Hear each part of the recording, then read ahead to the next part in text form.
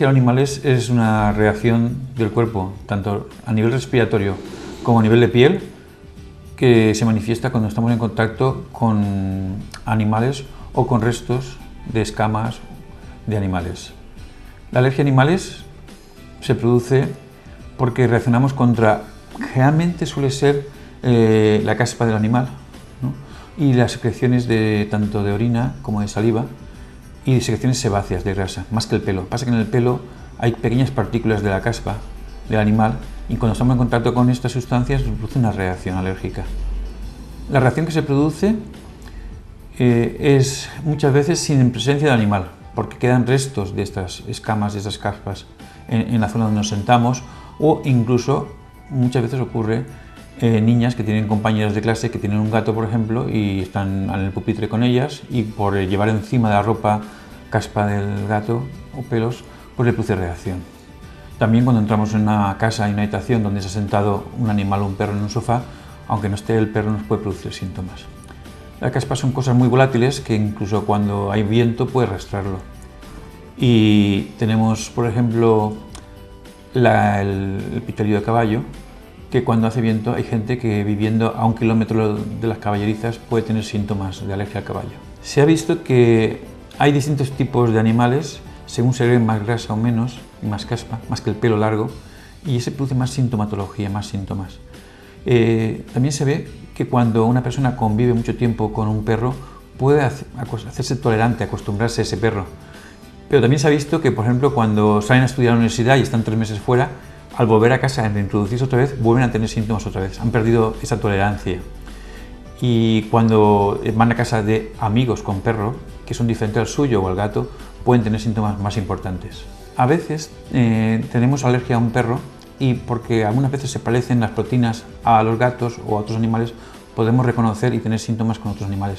Pero por lo general, el animal más alergénico después del caballo a nivel doméstico es el gato. Entonces la mayoría de gente tiene alergia al gato, que puede incluso producir asma, y otras personas no tener síntomas con el perro. El gato puede producir asma y he tenido pacientes que incluso han ingresado en la UCI por dificultad respiratoria. Pero un síntoma muy importante por donde empezamos siempre es por los problemas cutáneos en la piel. Suele producir al tocarlo habas, picor, urticaria, y muchas personas cuando sin querer nos llevamos las manos a la cara para rascarnos pueden comenzar también con síntomas oculares que producen picor en los ojos y edema, inflamación del párpado y producir estornudos y mucosidad también nasal. Entonces tenemos varios tipos de sintomatología dependiendo de la intensidad de alergia que tenga la persona. Cuanto más alérgico, síntomas más graves y más importantes. Se han descrito más de 300 tipos de alergia frente a animales. Otros animales que son habituales que produzcan alergias son los hámster y los cobayas. Y suelen producir muchas veces asma y se ha visto que suele producirlo a quien limpia la jaula, porque en este caso es la orina. Y suele ser la madre o suele ser el hermano mayor porque el pequeño muchas veces no lo limpia.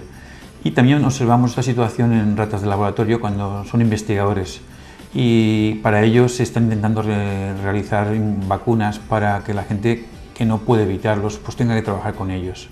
Otro aspecto también encontramos en pacientes atópicos que tienen tendencia a ser alérgicos, es que sean alérgicos los veterinarios o los que cuidan animales.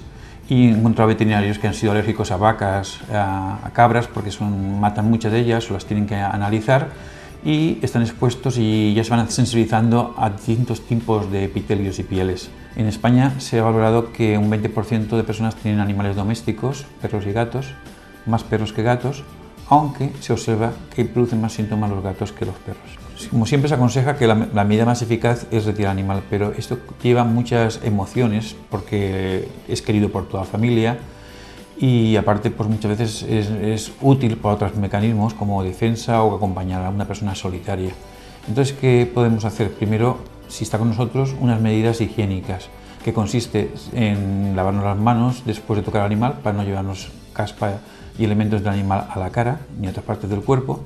Después, por otra persona si puede ser, y si no uno mismo con guantes, cepillar al animal todos los días, también unas toallitas húmedas para quitar la caspa.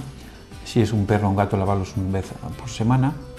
Además de aspirar con aspiradores potentes que tengan filtro EPA para que no tire los epitelios, los pelos y la caspa que aspiramos por detrás del aspirador. y realmente evitar que duerma con nosotros en el dormitorio, porque es una zona donde estamos descansando 8 horas y estamos inhalando estos elementos que dependen del animal.